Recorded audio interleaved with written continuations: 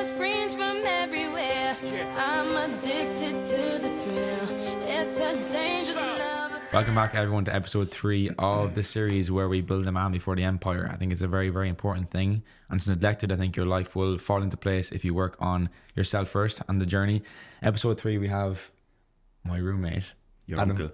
my uncle, Adam Power, on here from down there in Cork in Ireland as well. So it's going to be an interesting podcast. We're going to talk a little bit about business, but more so about personal, about networking, about personal branding as well, and relationships. So it's going to be an interesting episode, isn't it, Adam? So, first of all, I do want to start it off with, you just hosted a huge mastermind here in Marbella. You hosted one in Dubai as well. Talk to us about And hosting... And Cork? Did you? Where? December last year, yeah. Oh, where was that? In my old house in Cork. Oh, that's amazing. So you are an event manager as well at this stage, and a master networker. So talk us through, how did you come about organising them events? And I find sometimes in life there's some people that just get shit done and just organise shit. Were you always one of them guys? Yeah. So my first ever event was like, not even an event, but like when I first moved to Dubai over 2 years ago, in the space of like a week or two, there was like 20 people messaging me being like, hey, I'm either in Dubai or I'm coming to Dubai. Like, what do you recommend? I was like, look, you're all messaging me. Everyone come here on this time and I'll get coffee and lunch for everybody and you can all connect with one another and go live your best life. Okay. And then everyone was like, fuck, it was actually a really enjoyable day. We were supposed to be there for like an hour. We were there for like 3, maybe 4. It was really, really good. Made some great friends and other people connected. And I think 2 guys right now may have a business together. From that meeting? Yeah. So anyway, then I was like, okay, this is good. Then I decided to go home to Cork for a little bit in this like Q4 2022. And legit the only place I could rent was like big massive like fucking 5-bedroom house. So I was staying there. I was like, I might as well do something with this. Put up on Instagram, who wants to come to an event? Sold 60 tickets to the event. Flew 1 or 2 speakers in. Booked a restaurant. Booked some catering. And it was amazing. So I was like borrowing 60 seats and whatever. Then I just done a few other smaller ones in Dubai. Done some for my team. And I'm always just involved in getting things connected. And then done a big one in Dubai. Spiraled out of control. We had the Nelk boys coming. We had Hasbullah on the way at one stage. Mike was there. Mike Thurston, all great people. Then we done the next one in Marbella, just gone alongside Rob. So yeah, just, I don't know, connecting people. What do you think the power of them events are? I think they're very powerful. For me, they're full of stress. They're very stressful, as you could see. But for me, the power of the events were karmic retribution, because people who come to the events, like I try to solve one thing for everybody. I messaged everybody, hey, what's one thing? And I try to solve that, as you saw in the day. So I think me solving one big problem for 120 people, karmic retribution for me spirals me in the right direction after that. And also connecting people. So I'm like, one guy owns this company, one guy is starting this company, you can help him, or you can connect him, or you can do something. There's a massive universal law of karmic retribution in my favor after all the events. Yeah, because I even know on the boat as well, I met one of Conor McGregor's merchandise makers or whatever, and he's going to make us hoodies and stuff as well. So that connection, these events are the highest ROI you'll have, because you'll have the network, but you'll also have the photographs. And the photographs for your Instagram, and having the personal branding that you built up. You're now connected with Adam Power, connected with Rob Lipstick, connected with James Blackwell, and that adds a lot of value to your name as well. One thing I've noticed about you, Adam, is that you're very calm. You're very stoic. Talk to us about that. What was that built from? How important is that as well in business? Yeah, very important. I don't know. I just think like I know where I want to go, and if I know I'm not going to get there today, tomorrow, next week, but I know that in 20 years or 19 years or 27 years or 39, I will get there someday, and whether it's tomorrow or 20 years, I'm like I'll be there, you know. And I just kind of have a bigger belief in faith that there's lessons in every way. On my way down here, you took the car, so my Uber driver was legit reversing the whole way down. He took so long to go. We have to stay calm. And I was like, no, I stay calm. And I was like, I just, in the back of the car, I was like, yeah, this is not, I don't live my life on my time. Like, it's God's time. So I just just flow, go with the flow, man. So you just let go. Yeah, try let go and just. Obviously, I fucking push really hard, but like I always just kind of have a bigger belief that like, yeah, it will fall into place. Like, it wasn't meant for me, or it is for me, and or else I'm going to get a valuable lesson for the next thing that's for me. How would you apply that to then someone who's probably like 21, 22, starting an agency, getting into sales, whatever the online business is? How important would you say that aspect of their mindset needs to be, like that patience? Yeah, so they need to be patient, but they all need to have like a little bit more of I think like aggressive patience is a good analogy. I just made that up there, so I'm going to coin that. Okay. But aggressive patience is a good thing. I mean, like, you have to be pushing all the time, but you have to have faith that it's coming. Like, you just got to know it's on its way. And when you're doing that, you're just picking up, you're just gaining understanding, and when you're the person who knows how to do it, it's just a matter of time before you find the right vehicle to make it happen. Okay, but where did that come from though? Books, reading? Books, reading, edutainment.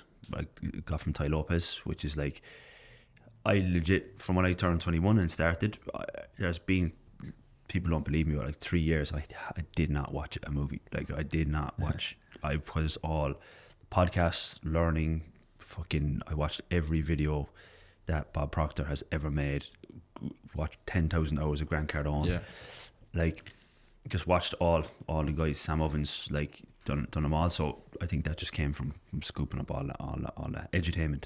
Would you say that's a common characteristic between people who win? It's mindset. Yeah, definitely mindset, man. Definitely. Would you say there's more traits in, you have a lot of friends that are like probably like decade millionaires at this stage.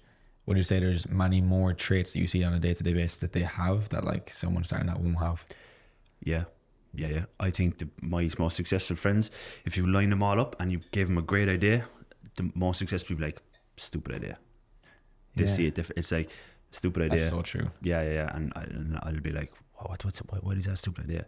And it could take a month later, I'd be like, fuck, he was so right. I get why it was a stupid idea.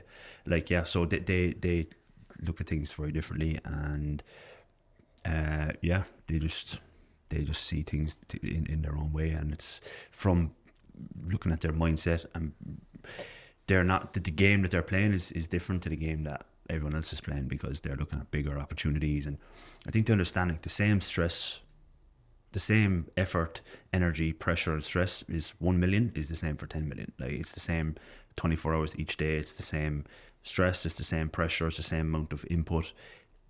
So I think that, like, it's just, they just put the input into a bigger vehicle of opportunity. Yeah. How important do you think the right woman is in entrepreneurship? Here we go. Yep, pretty much. I think it's probably, it's the make or break of a man, for sure. For absolute sure. It's the make or break of a man. Would you rather be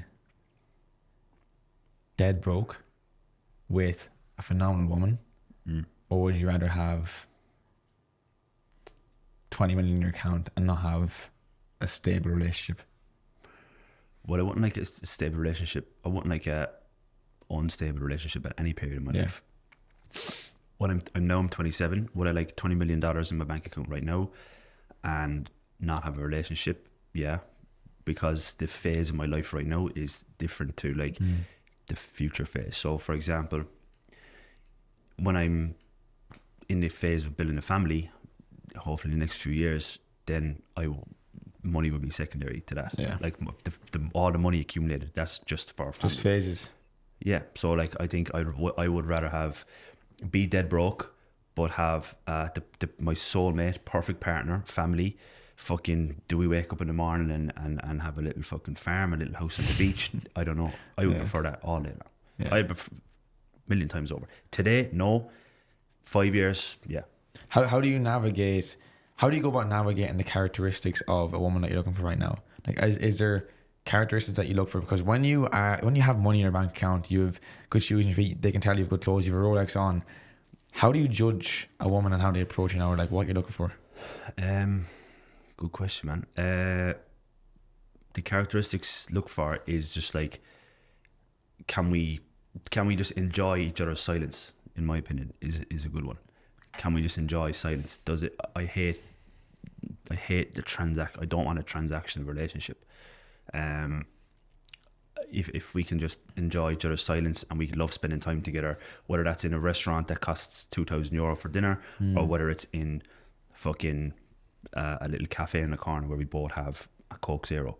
Like, I want to enjoy each other's company, and I want to look forward to spending time with that person. And the second any of my relationships or dating life, anytime the date or spending time with the partner starts to feel like a chore. I'm like, oh, I'll just take her out tonight now, because I didn't take her out 2 nights ago. Then that's not it for me, because like I want to be on my I want to be in work, fucking ready to slam the laptop, to be like, I can't wait to go see my fucking girlfriend. Yeah. Like, if I don't have that, if I'm not like buzzing to see you, or it'll probably naturally happen that you'll be buzzing to see her. She just gives you that space anyway. And like healing, like the feminine. I think if the right woman heals a man, like if you were super stressful day and the second you come home and you just sit down or lie down and you just cuddle or kiss or fucking whatever the case may be, then and you just get that ultimate silence, then that's more valuable than fucking. Do you think that's what every man is craves for? So a lot of guys obviously are very young watching this, maybe. Come on, son. Are very young watching this. Do you think it's worth trying to change someone? I mean, depends. Like, I mean, depends how deep they're in the Matrix, bro. Yeah. No, I mean, like, if you're with a girl and then she changes and you don't like the way she changes, then be like, look, I don't like this thing you're doing or whatever. Yeah. But like, if you meet somebody and they're not a right fit for you, you're trying to shove them into your life that they're not the right person, then like, I don't think you should try. It's not your, like, the same with anything. Like the person, the coach can't want the student to succeed more than the coach. So if you're trying to help somebody, you're trying to help somebody, or whatever way that saying goes, if you're trying to help somebody, they must want to be changed. If they come to me and be like, oh look, I'm fucking drinking every weekend, but I don't want to drink anymore. I'm like, okay, let's, for the next 5 or 6 weeks, make a plan that you don't go drinking on the weekend and just have an occasional drink. But yeah, for something like that, yeah. But if they don't want to change and you're trying to change them, then you're going to end up the bad way. Me and the boys were talking in the group chat the other day about how we all have our own little like testers on first dates to see if a woman's like up to par. Do you have like any testers? You hear this guy? She's interested. Yeah, I do. What's your testers? Yeah. Like if someone's rude to the waiter, I don't care how fucking pretty you are, but couldn't do that. Just basic manners, like basic manners and respect, man, is the main thing. Nothing sort of sticks out right now. But you reminded me of that movie, because the movie when he gives the fucking car. Oh, and then he's like, if she doesn't open the door on the other side, leave her there. But traits on the first date, just basic respect, man. If she's on the phone, if her phone is on the table, that would drive me fucking nuts. You hate that shit. Oh, I hate that, man. If we're sitting there and your phone is on the table, I'm just like, give me the bill there, and I'm bouncing. I always look to see if they offer to do something. In regards to like, if they're all like, oh, let me pay for the next round of drinks, even if you don't let them. Because I just pay the bill when no one's looking. But yeah, of course, but I want them to offer, because you want to see if they want to be there as much as for the right reasons. I don't know about that one. I don't know about that one. For me, it's like if like I was having, I don't know if I should talk too much, but if I like if I'm drinking a glass of fucking Coke and it drips onto my sleeve, and if they like wipe it down, I'd be like, oh, that was nice of you, like, thank you. Like such small things go a long way. Yeah. After meeting all these public figures and celebrities, well, you can call them that if you want, has anything about them let you down? So they say don't meet your heroes. Yeah. Yeah, I got stories, man. Yeah. You don't have to reveal names. Conor McGregor definitely let you down. Don't say that, bro. Yeah. No, I mean, like, I think people don't. I think people say don't meet your heroes because you look at them as like this like fucking bigger, better version, and then when you meet them, you realize they're the same as me, man. Like, I think that's why people like so.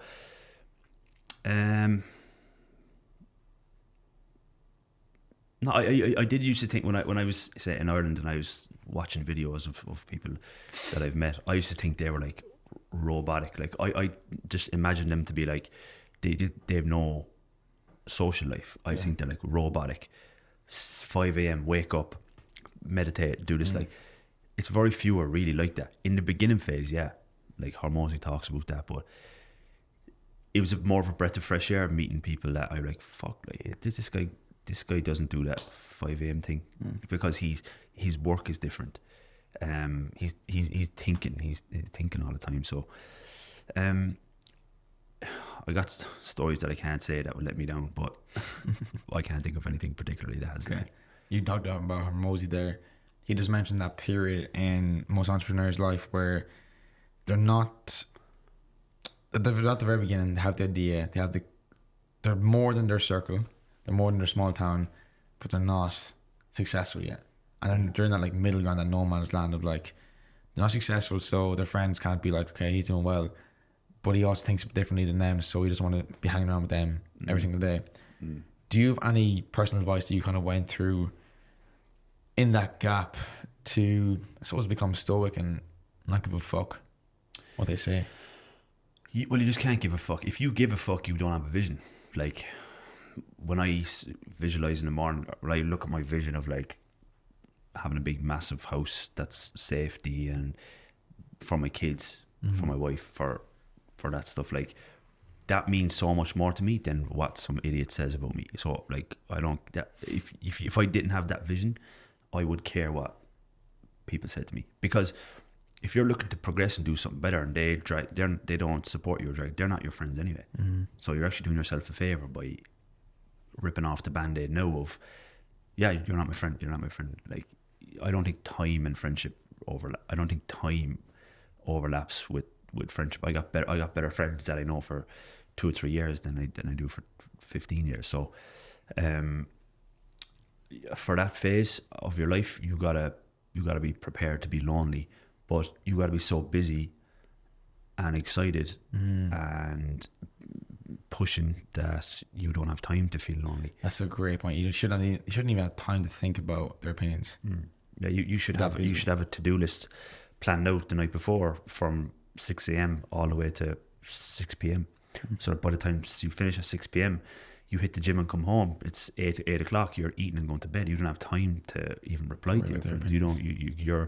You're active all day doing one thing or another. So you mentioned, you came on and did a group call with us before, and you mentioned this 4-hour block, and I was like, that's very good. I never thought about that before. You talked about how we often feel like we're busy. We're working all day every day, and we think we're being productive, and then you kind of were like, you're not though. Yeah, you're doing a lot of nothing. Yeah. And you said this 4-hour block. Do you want to expand on that? Yeah, I think I could have got that from, well, I got that from The One Thing. Probably the best book I ever read is top 5, 5th or 6th best book I've ever read was The One Thing by Gary Keller. It's about the domino effect, and it's like, what is the one thing you can do in the morning, and then when you wake up, just do that.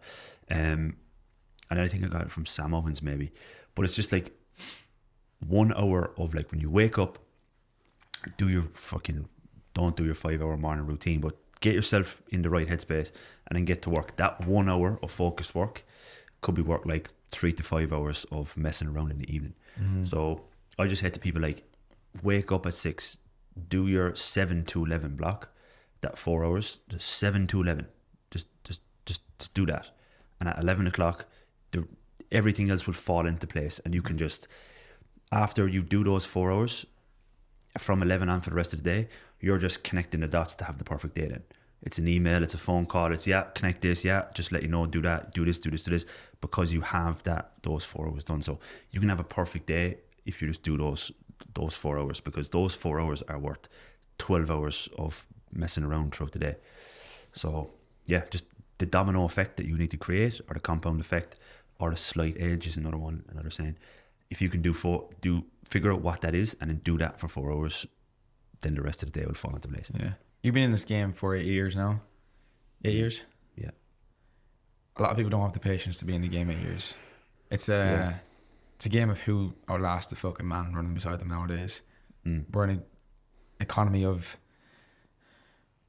everything's fast. Very, very fast. Yeah. It's a game of who lasts longer.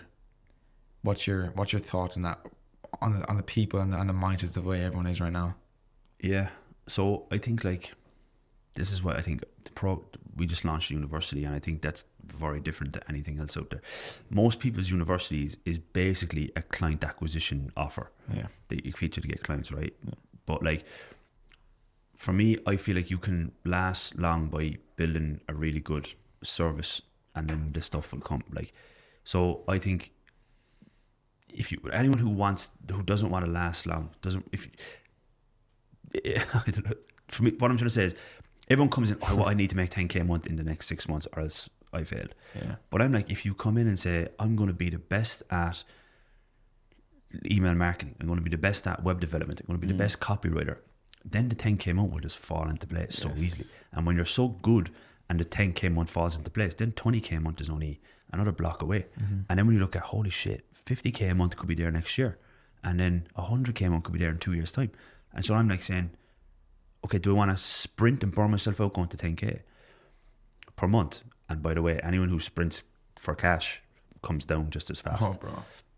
So I'm like, but if you just come the best, and then you allow clients to come slowly but surely, like the compound effect of that, you're like, holy shit, $1 million a year is 83k a month. My clients are 3k. If I take on one new client every second week, and I don't churn my current clients, I'm $1 million business in like fucking 8-9 months.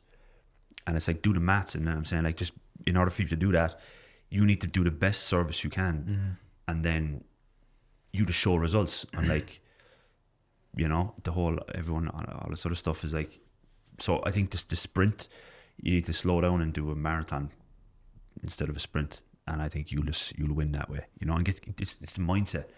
We were like, I want to make 10k a month in 60 days. It's like, first of all, you're probably not, and even if you do, you're probably going to be back to zero in the following. Yeah, because you're not going to be able to fulfill or sustain. Yeah, you've focused on getting clients. Then when you get the clients, you're like, holy shit, what do I do now? Yeah, well, I spent the first 6 months completely opposite, just learning what I do, because my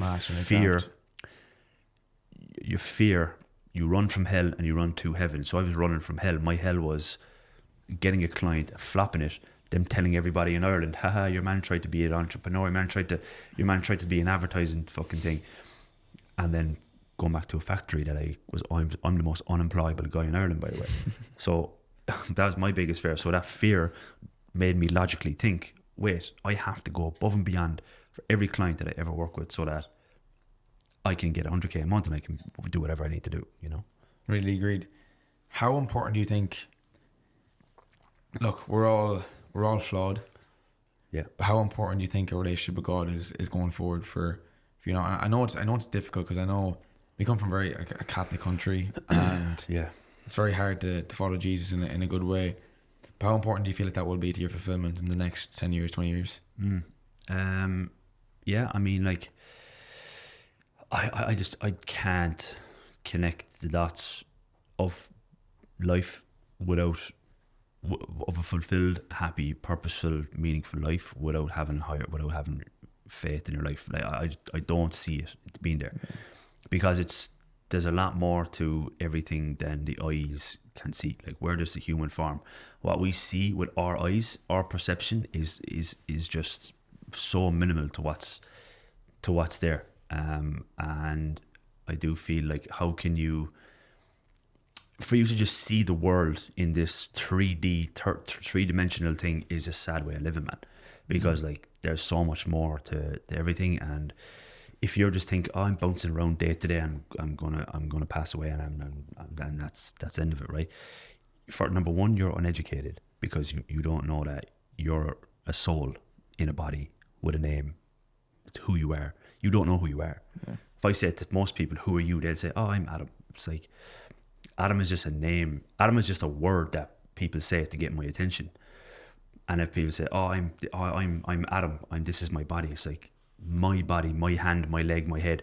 Who's my? Like, what is my? And that's your soul, right? So, for you to not know who you are or a soul, and this is like why I've beaten around the bush for the last 8 years, but I do not believe in the formal education whatsoever, because they teach you nothing about who you are or what everything is. So, for me to understand who I am, then I can understand who you are better, who everyone else is better, and then I just can't find fulfillment or purpose in the 3D world. It's all pointless to me. It's so pointless to me, and there's always that gap just missing.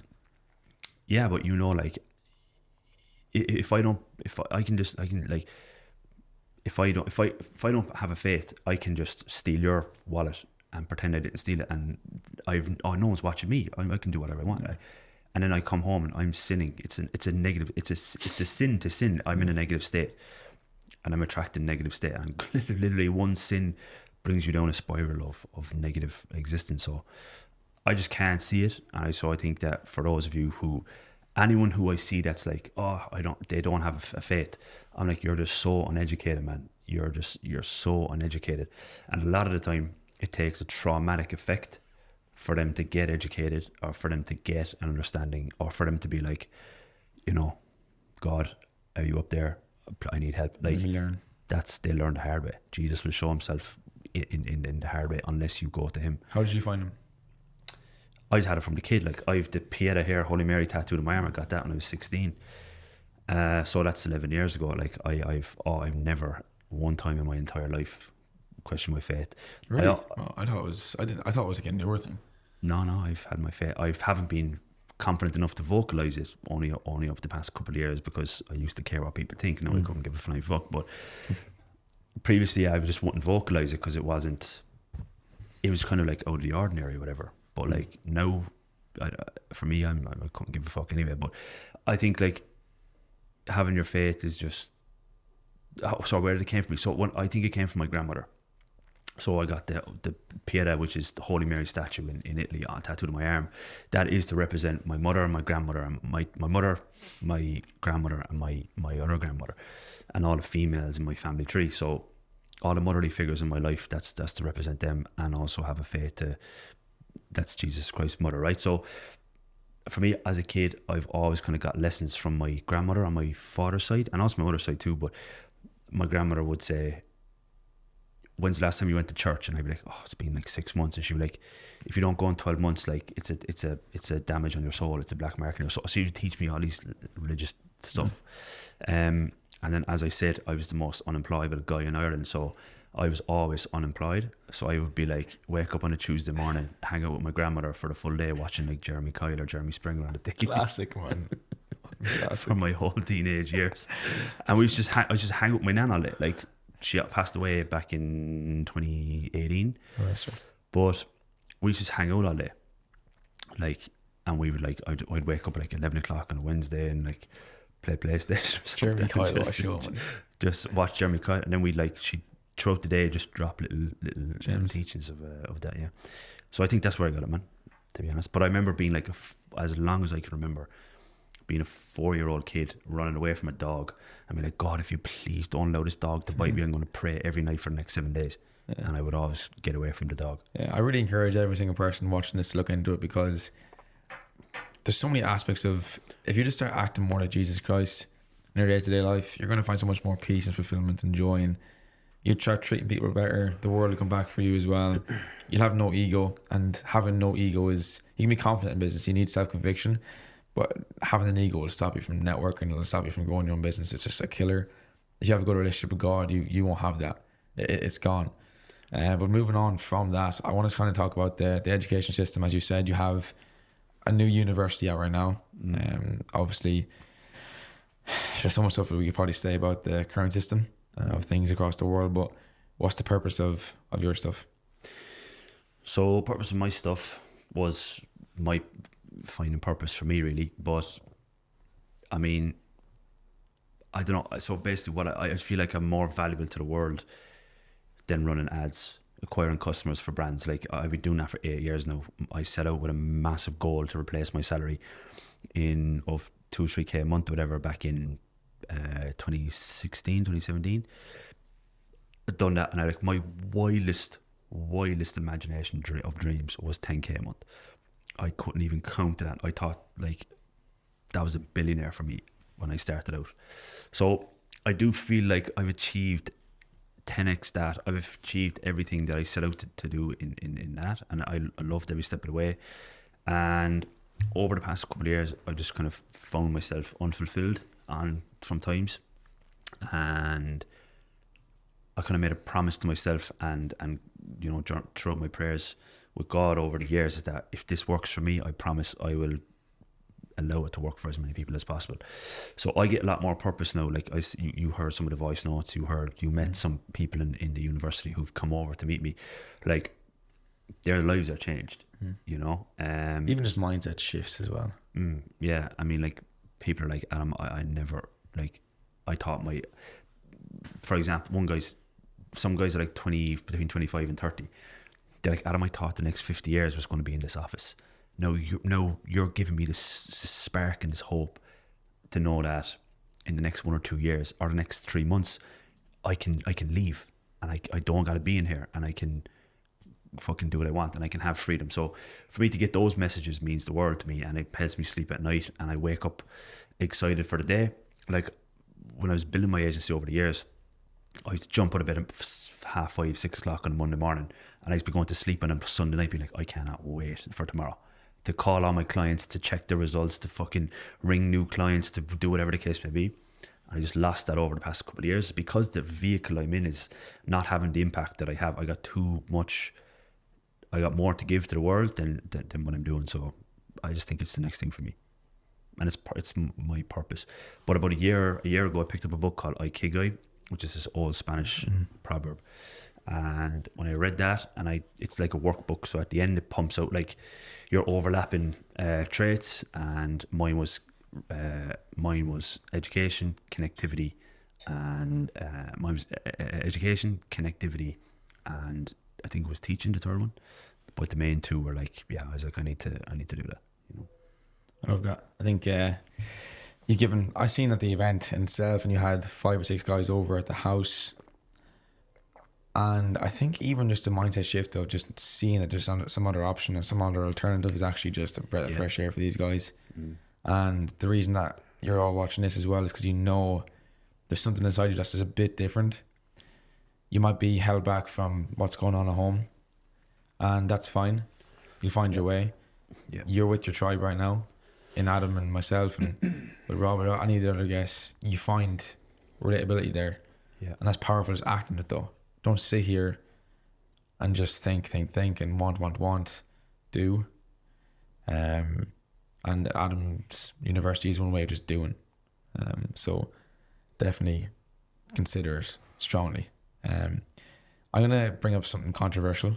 Oh no, here we go. I want to talk about some conspiracy theories. Okay. Because I think we talk a lot about being surrounded by strong men, having a good community. Yeah. What are you laughing at? I just knew something was coming. Yeah, go on. No, I'm genuinely just going to talk about like COVID. Okay, what happens for you personally if there's another wave? Mightn't be COVID, could be climate change. What's happening with you and your circle and the people around you when that comes around? What are you prepared for? What are you going to do? What are you going to stand for? I mean, what would I stand for? I mean, I would stand for, my own personal freedom will come first, because if I'm not free, I can't help anybody else. Yeah. Like, when you're on an airplane, you got to put the thing on first and then save others, right? Touch wood, that never ever happens. But so, yeah, I'll personally look after myself, and I will go deep. Like, I never went deep enough in COVID, because I never really knew. But after COVID, people are like, oh, it's a 0.00000.5 survival rate. But we shut down the world for like fucking 3 years, and more people died from other things, and missed appointments, and mental health. And the biggest killer for men between the ages of 17 to 34 or something is legit suicide. So I will not allow men to be fucking lonely that I cross paths with if some shit like that goes down. And I mean, I don't believe it. If like, I'm not going to take into consideration that it's real until I see it. I mean, I never saw a pandemic I never saw people dropping on the street like we saw on TV. I've had it. Everyone else has had COVID. I've never seen anybody really sick. Yes, people have been sick, of course. But people are sick from different things all the time. People are sick from different things all the time. So if it happens to me, I'll protect myself first, then I'll protect my family second, and then I will do what I can in the world to do so. But in regards to eating bugs and all that type of shit, but own nothing and be happy, I'm not buying into that, man. Try takes there's no one taking the steaks and meat away from me, man. No way. I think it's probably neglected. Like a huge part of your university, a huge part of what we do is like having men together in one place are driven towards a vision and a goal. Yeah. That's just not what they were told in the first place to do. And that shit alone is so important. When you feel like you're part of that group, they're just driving towards something. There's something different inside you as a man. You feel more energized, you feel more lit up. So I know for a fact if they try bringing COVID or climate change on us again, we're not bending a knee this time at all. We're bending an inch. And it's very, very important to be surrounded by some other really, really good people. In regards to networking and personal branding, just to bring it back to the real world for a second, how much of networking do you actually think is natural, as in it just works its course, and how much do you think you actually control? Good question, man. I think it has to be natural, but it's up to you to make it natural. Like, I think that if I walk up to someone with the goal of extracting something for free, they're gonna be like, "Go away, man!" Will you? Like, they're gonna be like, "Go away." It's like Rob just left there. It's like someone saying to Rob, "Tell me how to do a sit up, or how do I do a bicep curl?" Rob's gonna be like, "Oh yeah, look, man, there you go, bicep. All right, how do I do the next thing?" It's like, you know, Rob's gonna be like, "You're trying to extract too much," and it becomes. No one wants a transactional relationship. Like, no one wants that friendship, like relationship with a partner, like transactional. So I think it should be natural. It's up to you to be natural. I'm gonna be like, fuck, this person here is great at this, and I want to know how did they get good at it. So I sit down and be like, "Hey man, I'd say to Rob, how did you get into weightlifting? Like, what day one? When did you first?" And I'd be, so the key to be interesting is to be interested. So I am actually interested. Like, I actually want to know. When did you start that? When did you start lifting weights? When did you start training? What made you start training? How has it improved your life? And then when they're starting to tell me all this, they'd be like, "Fuck yeah, I had a great conversation with that guy there. And what's your name? Adam, I'll see you around, man." And then I'll just leave and see you next time. Like, so I think it has to be natural, but you have to make it natural. And what was the second one? Like how much do you actually control?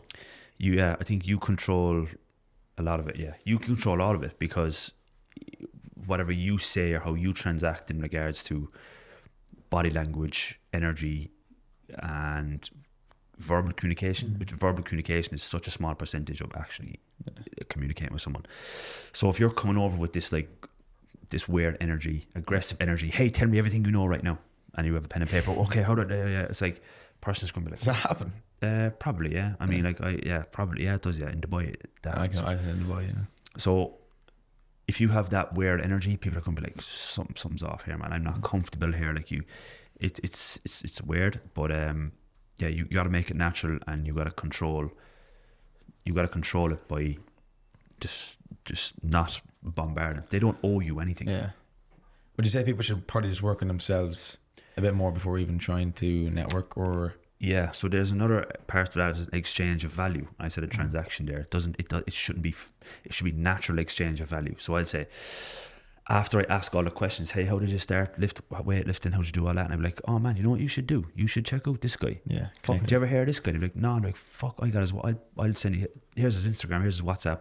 Send him a message, man. Tell him you know me, and tell him I sent you there." Yeah. And then they'd be like, "Fuck, thanks for that, man. He's a nice guy," or whatever. Like, so some sort of exchange of value, and always be naturally. And again, this goes back to the God and faith, right? Because if I believe in God, I follow the Bible, then I know karma is a real thing. Okay, reaping and sowing. So if I say to someone, and I naturally instill in my mind of every person, I leave every person in the world who I speak to with the impression of increase, is what Bob Proctor says. And if I do that with everybody, it all come back to me. Yeah. So that's why karma is always on my side. So naturally, I make that a subconscious habit in your mind of when you speak to someone, whatever they talk about, always be like, how can I improve? How can I help that? How can I help? How can I help? And just That's help. so true. And then karma will come back. Yeah. And like what you sow, you shall reap. No matter, that's the law of the universe. There's no change in that. So if I'm there to be like, help, and I help them without having anything in I don't want something back from you. I know that I'll get something back from energy wise. So that's basically how it goes. Yeah, a lot of you had the mindset of give take. If you fucked it out the window, you'll network a lot better. Just give, and it will come back for you, like without a shadow of a doubt. Yeah. Go on. No, I was just going to talk about the importance of leaving Ireland, leaving your hometown, and why Marbella is the best city in the world. Yeah, so you got to leave your old hometown, man. Like when I said there a minute ago, like that 10K a month thing, that was my life's work. Like that was my 10-year vision that it happened in 10 months. Okay. And my dream apartment was in a place called the Elysian. I don't know if you ever heard of that. It's the tallest building in Ireland. It's in Cork. That was your dream apartment? That was my dream apartment, yeah. Okay. And I moved in there from starting from scratch to moving there. It was 10 months. From hitting 10K a month and moving in there in 2017. And I was like, the first night I moved in, I literally walked in, I remember dropping all my bags, and I was like, what a stupid goal. And I was like, what a stupid goal to do. I was like, how ignorant of me to set this goal. Yeah. And because 10 years, like what lack of belief do I have in that was your 10-year goal? It was my 10-year goal, hitting 10 months. So I came in and I was like, what kind of damaged, weak self-image do I have of myself to give myself a 10-year goal and achieve it? Like what lack of belief do I have in myself? So I said, what a stupid goal. So I said, what's the next goal? But the reason I set that goal is because I didn't see or I never saw a fucking Ferrari until I was 21. Like I never even saw like success in business or anything like that. So I never spoke to anybody. I never knew anything about anything. Yeah. Like, so for me I had to basically just be like, okay, for me to get to the next level, I gotta get I knew I gotta get around it, and I didn't know how. So I went to Madrid first, and then I was there. I just didn't really like it that much. When COVID came, I was like, I'm fucking out of here, man. Next flight, I have to book the next flight. I'm out of here. I said, fuck this, I'm not staying around here at all. And then went to Madrid. It was okay for a week or two. Then went to Valencia. It was okay for a week. Then it came to Marbella. Because a couple of people messaged me being like, you got friends in Marbella, why don't you come here?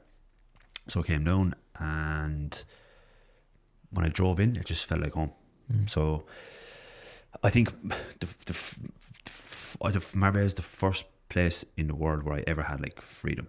I was like, holy shit, like I'm waking up on a Monday morning here, and I'm working, and I'm going for coffee, and I'm going to the gym. It's but I truly like, because I worked my ass off for 3 or 4 years before I ever really got true freedom, right? So I think when I first got to Marbella, it was the first time I was able to enjoy and experience that. And it's the first time I met like friends who were able to have the same conversations that I wanted to have back home. And then it just ticks every box. I met great people here, and it kind of helped me that way. But it just ticks every box. It has the most beautiful beaches, the nature, the culture, the people, the coffee shops, the gyms, the sunrise, the sunsets. The women. You can have a party here. I don't drink. The women, yeah. The women in the summer, yeah. And, yeah, it just has everything, man. It's just a magical place. What is that flip, that switches when these 20-year-olds, 21-year-olds are watching this, then when they move out together? What's that flip then, like the switch that flips? What do you mean? Like what changes when you go abroad? You just see the world different, man. Like you get uncomfortable, which is good, and you see the world differently, and you're like, oh, I can do a bigger thing. It's like when I had my goal of that thing there back in the past, right, which that was a phenomenal goal. Like anyone, like I like, that was my wildest imagination, but other people are ahead of me, right? And they're no more talented than me. I knew that, right? So Like that's all it was. When you get out, you get uncomfortable and you see things differently. And I suppose when you're back home, right, and if all of a sudden you go down this new venture and you start, developing your mindset or getting ahead or whatever the case may be, and then your friends don't, you're winning a race that no one else is even running. So you're winning. You're out competing someone who's not even competing, and you start to get this dopamine or this winning, this winner mindset, and then you can't grow. So you're always going to be the average of the people you spend time around. So if you're winning a race that no one else is competing and you're winning, you don't got someone to compete with. You don't got someone to be like, oh no, do more, and you're always going to just come back down. Whereas when you're abroad and you bump into people who are all on the same path, and everyone has this thing inside them that they want to just get somewhere, get ahead in life, then I think that rubs off on you, and you start become the average of those people, and then those people will help you get to the next level and the next level. And yeah, I just think that's how it works. I mean, you can't see the bigger vision when you're in the same place. You got to go see it, envision it, and then the belief. So like when I come to Marbella and I meet a guy in the gym, and he's like, oh yeah, I'm a real estate guy. I got €20 million worth, 20 million euros worth of property. I got 55 Airbnbs, and that's my Lamborghini outside. And I was like, how the fuck do you have that? And he's like, he's like, I'm 32 now. I started when I was 21. And I'm saying like, holy shit, man, like this guy's got a Lamborghini. Like, and then I see him, I'm like, holy shit, I can do that, because I started when I was 21. He started when he was 21. I'm 25. He's 32. Holy shit, in 7 years I can be on the same level as him. And then my action is bigger, my impact is bigger, my effort and thought patterns are bigger, and you get ahead like that, man. Would you say it's a must? I mean, yeah, it's a must if you got big goals. I mean, I would love to be like, I'd love to be in Cork and finish. You get back there and you want to bounce straight away. Yeah, I mean, yeah, but sometimes I'd love to have like, see my family every day. I only see my family twice a year now, man. Yeah. It's, my brother's fucking grown up now, like, but like, sometimes I'm like, I'd love to be back in Cork, because I can finish work at 5 o'clock. My stress is going to be weighed down. But I know in order for me to keep pushing and manifest the vision that I have, it's never going to happen from there, because I'm not picking up the gems, or not picking up the nuggets, or not picking up the aha moments throughout the day by meeting people and connecting the dots quicker. So, yeah, I think it's a must. And it's, you're the one who has to sacrifice. Like, you're the one who's got to do it. There's been times where like, I don't want to be in Dubai. I want to be in Ireland, but I stay in Dubai because I know I need it to get ahead. 22-year-old Adam, what would you tell him? He's grinding. He's not there yet. 22-year-old me, what I would say is believe in yourself more. Move distractions to the side. Distractions being, trying to be, I don't know, trying to be some form of cool, or trying to get some form of validation elsewhere. As you're younger, you kind of look at things like that. Remove all distractions, get your head in the game, go all in, think bigger, make sure your routine and your fitness, make sure you're meditating, make sure you're looking after yourself physically and emotionally and mentally first, and then build more discipline. Don't be afraid to say hi to people. Don't care what people think, and go from there. Yeah. Okay. Where do you see Adam Power now? 38, old, grey hair. The sun gives me grey hairs, man. Yeah. 38. I'm 27 now. So it's 10 years, 11 years. I see myself having a wife, what colour hair does she have? You know what? I change that all the time. Really? What are you focusing on right now? I can tell you probably actually. I think it could be a brunette. I think it's brunette. I always, yeah, I think it's a brunette. I think it is. I think it's a brunette, yeah. A nice, feminine, amazing person I love spending time with. Love seeing the world with and everything in between. A couple of kids. I want to have like 5-6 kids in my life, man. Maybe more.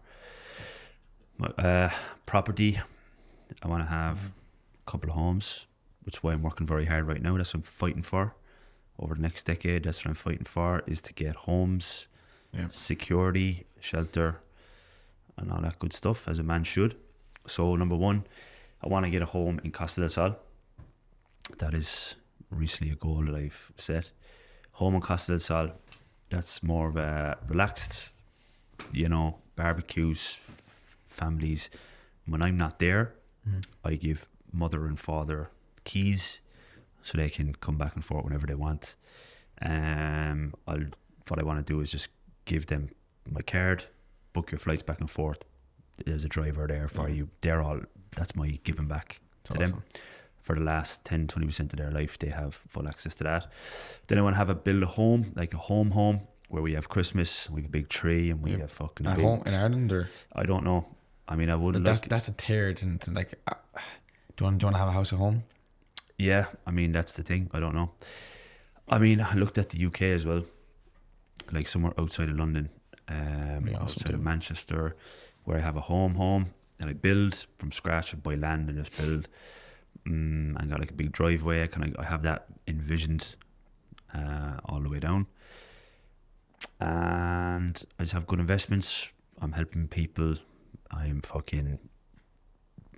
What I'm doing right now that I feel is my purpose is that the university, the events, that type of stuff. Like, I do feel like I can do that forever, effortlessly, and help people a lot. I do want to own some form of community where it's like, thousands of people. And obviously I acquired a brand last year, Toig Sportswear. Complete and utter liability for me, but it's for now.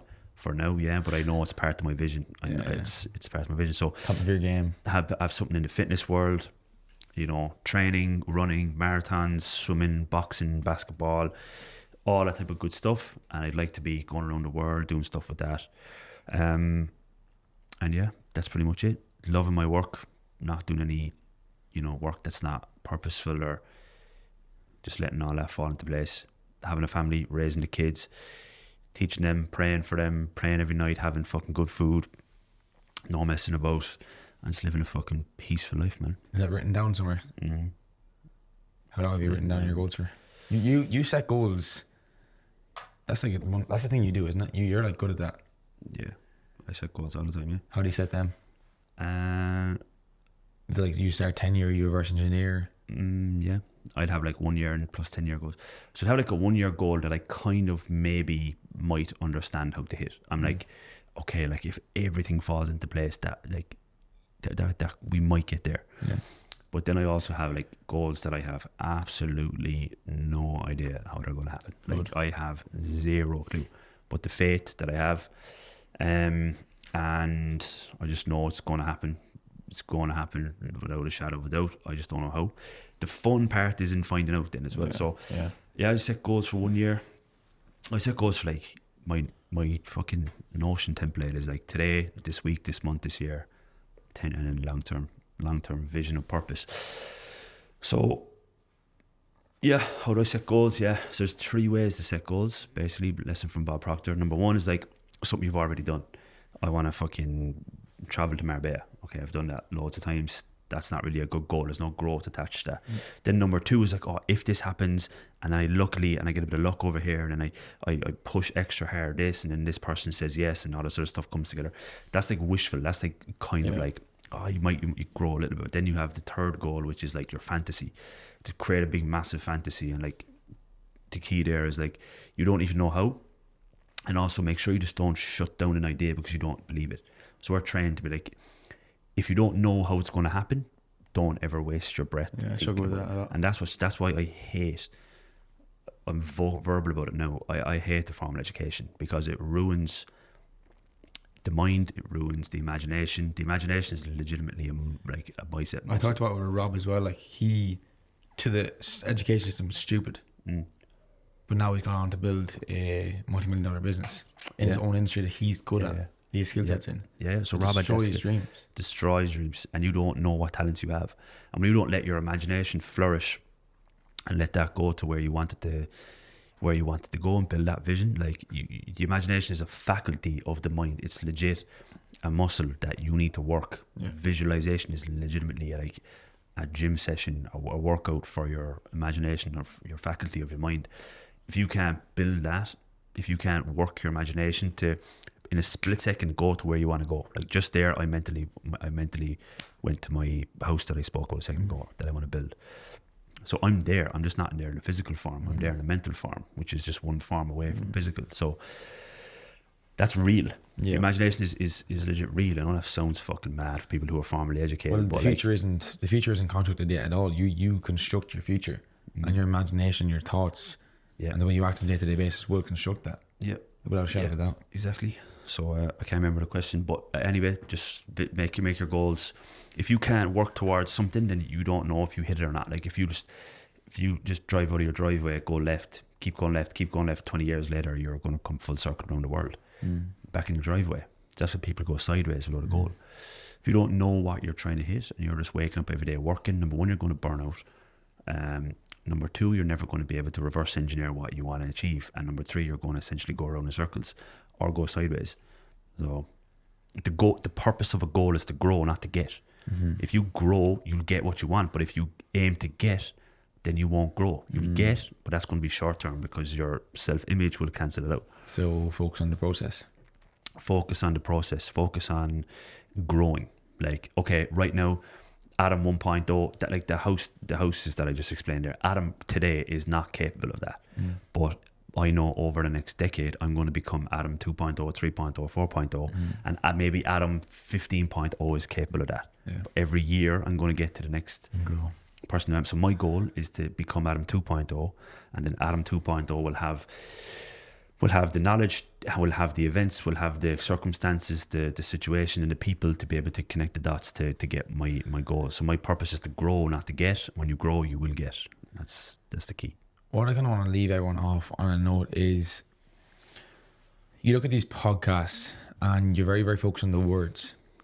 And one thing you need to start becoming very, very self-aware of is how people actually manage themselves and how they talk and how their energy is. It's actually probably more important than the words that come out of their mouth, because words are probably the least informative way of communication, because your thoughts and your body language and your energy said it before your words even did. And words can lie, but body language can't, and energy can't lie.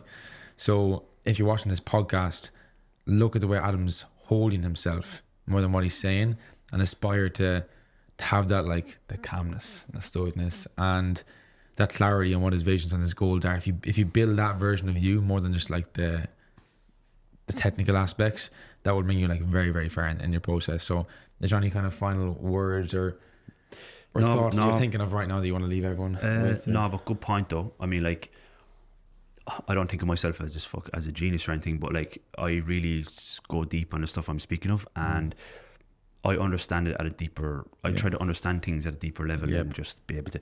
Everyone's able to brain dump from. Everyone's able to turn on fucking Tony Robbins and just repeat what he said, but they don't understand it at like a deeper level. And I mean, I'm studying Bob Proctor's program for 2019 January is when I first enrolled at Bob Proctor. So that's like, say, 5.5 years. Obviously, my maths is not great these days, as we all know. But I'm 6 years. Every day I do the same shit, like, and I truly understand it 0.1%. So, I mean, like, it's very important for people at home to be like, who are you listening to? Like, you know, the whole. I know it might be a controversial thing, but like the whole fat personal trainer thing. Like, don't go to a personal trainer who's not in shape, because theoretical for the people back home, and for me, I definitely always understood this, and this is probably where the Irish mentality is a asset rather than a liability. We will see things for what they are, like you know, we will see things for what they are, and I would be like a personal trainer, I'm like, you're not in shape, so why are you helping me get in shape? And I'm like, It doesn't. I think the Irish mentality is so logical. We're not emotional at all. We're very logical, and I'm like, you can't help yourself. Like, so why am I getting? And then, so what they'll teach you is theoretical. So what I'm trying to say is that everybody will teach you theoretical. Everybody will watch a Tony Robbins thing, and they'll tell you that. But it has to be from someone who is only listen to people who've done something. Like, I listen to Bob Proctor because he's done everything that I want to do in my life. Like, you know, it has to be from people. So just be very careful, because anyone can teach you. I can easily say, just do 500 push-ups in the morning and 500 sit-ups, and in 6 months' time you'll have fucking abs. Now pay me 10 grand for that. It's like, it's repetitive information. There's so many. We're human beings. We're not robots. So it takes just so many other moving parts for that to happen. Right. So I just think people need to just listen to someone. You know, listen to Bob Proctor. If I listened to 10 variations of 10 different Bob Proctors, I wouldn't understand anything that I understand today, because I went deep. I know Bob Proctor is credible. Yeah. I researched him for so fucking long. And he teaches me how to think. He doesn't teach me how to be a fucking SMMA guru or fucking any of that other crap, right? He teaches me, hey, this is who you are. Mm-hmm. This is who you are. The more you understand you, the more you'll understand another person and everyone else. The more you understand and able to conquer your mind, which is a lifelong process that very few ever do, you learn that way. So that's what I think. People tend to take stuff like this at a very, very baseline level and just take the information. But I think that what separates the best in the game is they're so self-aware of everything. Yeah. So when I first start, when you first go into YouTube, best books to read. Everyone's going to say read Think and Grow Rich, right? Every person I speak to has read Think and Grow Rich, but Bob Proctor he's like, I read Think and Grow Rich every day for 60 years. And he still doesn't understand it. I'd stopped reading it, but Bob Proctor's programs are based around Think and Grow Rich. Earl Nightingale, who was mentored by down the chain of command, basically by Andrew Carnegie, from Napoleon Hill all the way up to today, right? Like, I've been not reading, I've been studying that Think and Grow Rich ecosystem, and I legit understand it 1%. Every time I read one page, I'm like, holy shit, I never do that. I never read it. Yeah.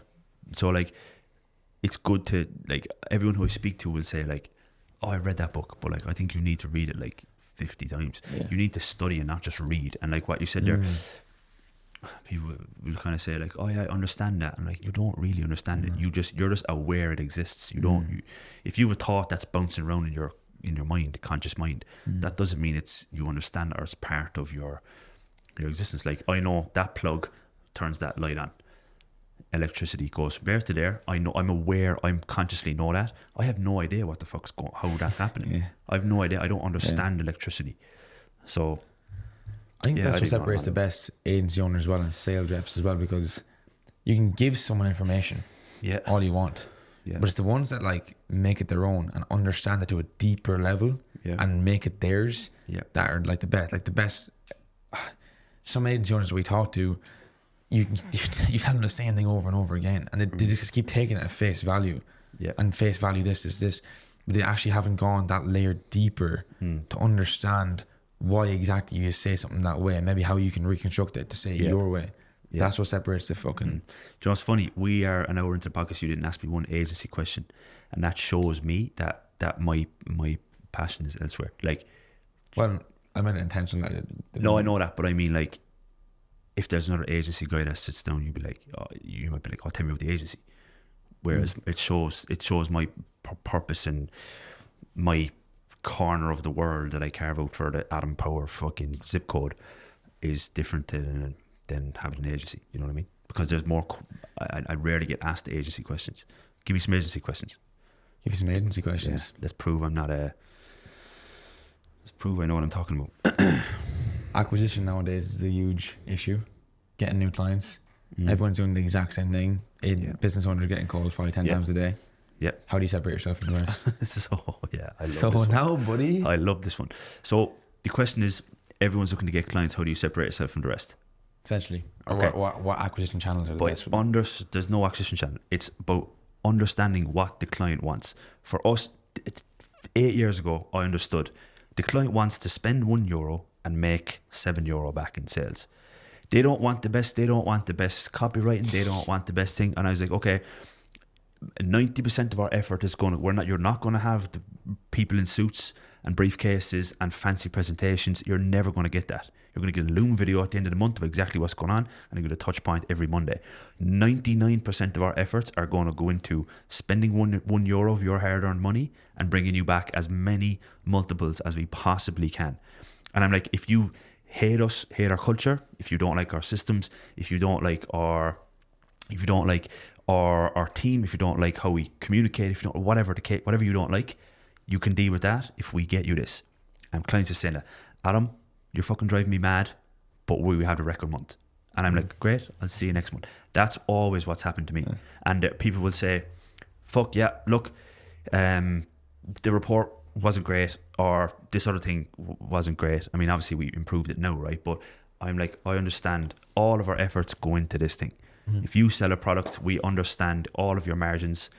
We understand how to get the best bang for your buck, acquiring a customer for the cheapest rate, NCPA the lowest, the conversion rate the highest, AOV the highest.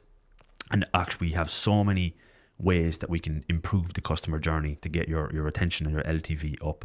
And when we acquire a customer for $20 and we give AOV to $100, we've your 5 times return. We know your break even on a 2. We've 60% profit there on everything that we generate. And the client's like, fuck, this is exactly what I want. You're using the shit, you're using the creatives that we don't want to use. Yeah. We don't like the offer. It's off brand, but our finances are great and we have a great system. We're like, so I'm like, that problem. Is that how you sell? Yeah. That problem that I solve, I'm like, look, we'll help and consult and we'll go through all that stuff.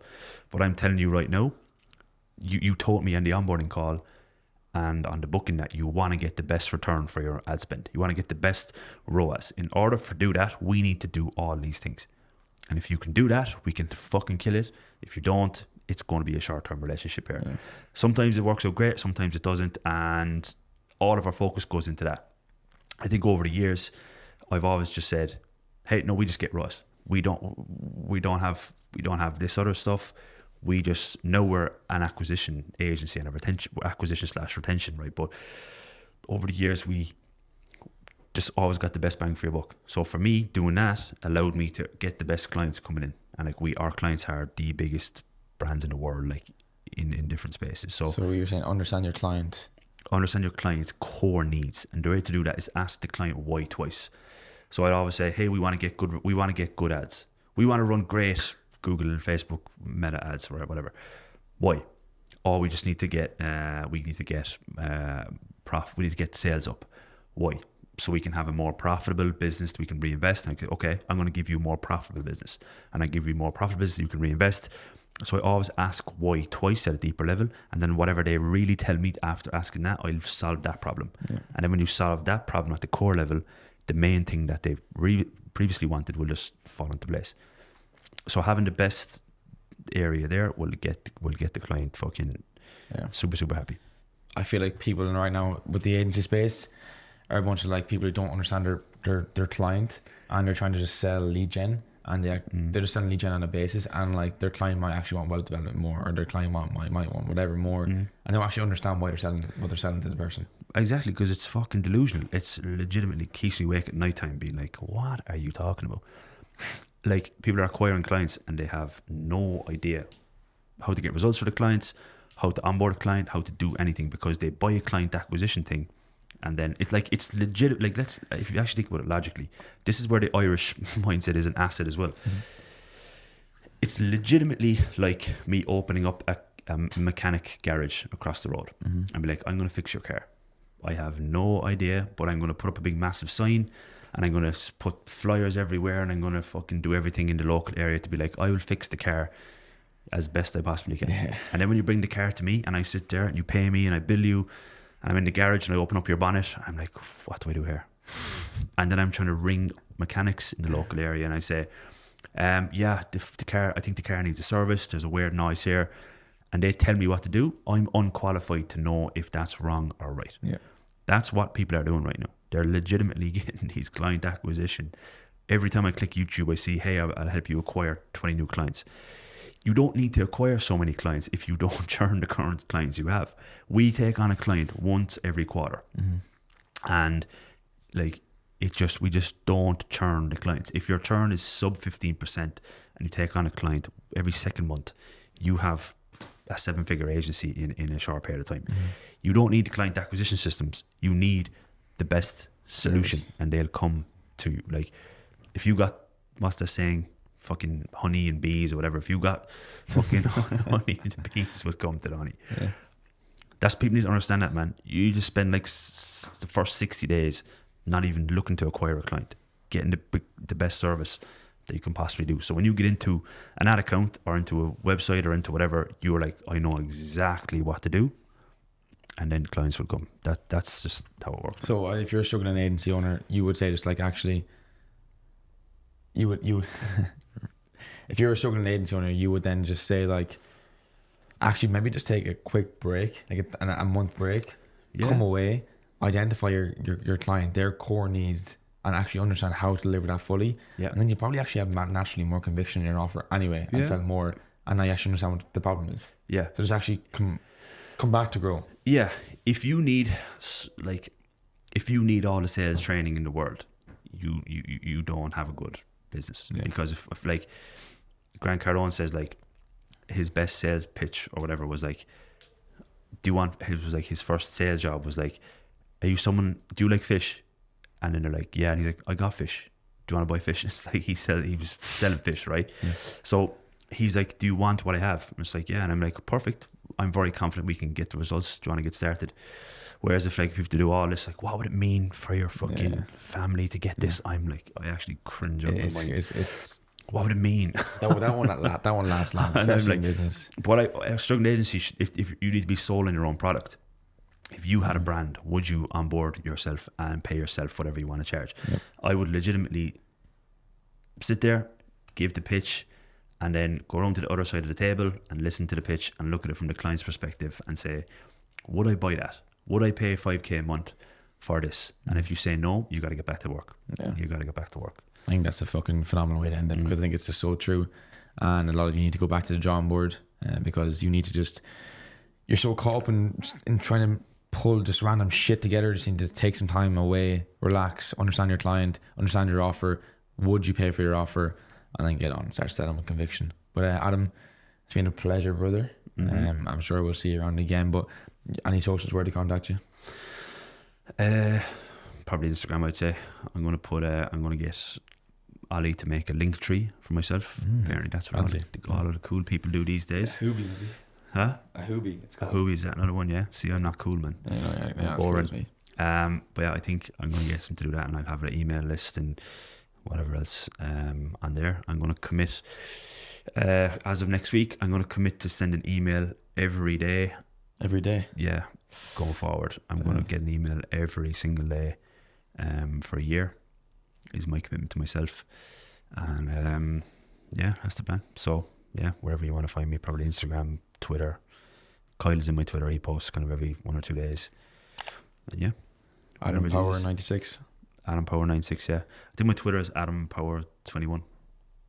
Yeah, maybe. But ladies and gentlemen, if Adam Power can break through everything and be the most unemployed man in Ireland and then build a 7-figure year agency, then you definitely can too. If I can do it, absolutely anybody can do it. Just put your mind to it. But yeah, thanks for tuning in, and we'll be back again soon. Amen.